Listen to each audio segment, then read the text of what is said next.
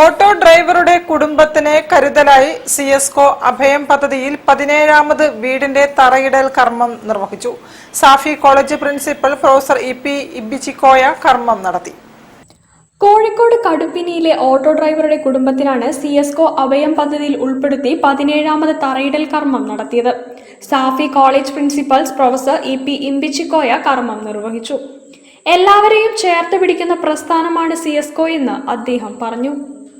സിഎസ്കോയെ കുറിച്ച് ഇവിടെ പറഞ്ഞതുപോലെ ഞാനും കുറച്ചു കാലമായി സിഎസ്കോയുടെ പല പ്രവർത്തനങ്ങളും പലപ്പോഴും ബന്ധപ്പെടാറുണ്ട്. ഒരു പ്രദേശത്തിൻ്റെ ഒരു ആശ്രയമായിട്ടാണ് എനിക്ക് സിഎസ്കോനെ മനസ്സിലാക്കാൻ സാധിച്ചിട്ടുള്ളത്. അവിടെ കരുണയും സ്നേഹവും ആർദ്രതയും ഒക്കെ ആളുകളിൽ നിന്ന് നഷ്ടപ്പെട്ടു പോകുന്ന ഒരു കാലത്ത് അതിനെ ആളുകളെ ചേർത്ത് പിടിച്ചുകൊണ്ട് സാധാരണ ഒരു പേരിന് മാത്രം സംഘടന എന്നതിലപ്പുറത്തേക്ക് പ്രവർത്തന രംഗത്ത് മികവ് പുലർത്തുന്ന ഒരു സംഘടനയായി സിഎസ്കോനെ കാണാൻ സാധിച്ചിട്ടുണ്ട്. നിങ്ങൾക്ക് എല്ലാവർക്കും അറിയാവുന്നതുപോലെ തന്നെ സിഎസ്കോ ഒരുപാട് പ്രവർത്തന മേഖലയിലുണ്ട്. ചില പ്രവർത്തന മേഖലയൊക്കെ ഞങ്ങൾ അസോസിയേറ്റ് ചെയ്യാറുണ്ട്. സിഎസ്കോ പ്രസിഡന്റ് CBV സിദ്ദീഖ് അധ്യക്ഷനായി.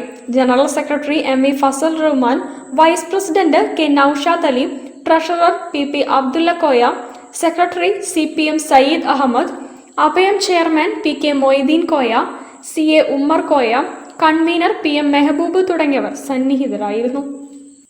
News bureau, Kozhikode. Kozhikode railway station നവീകരണത്തിൽ ആകാശ ഇടനാഴി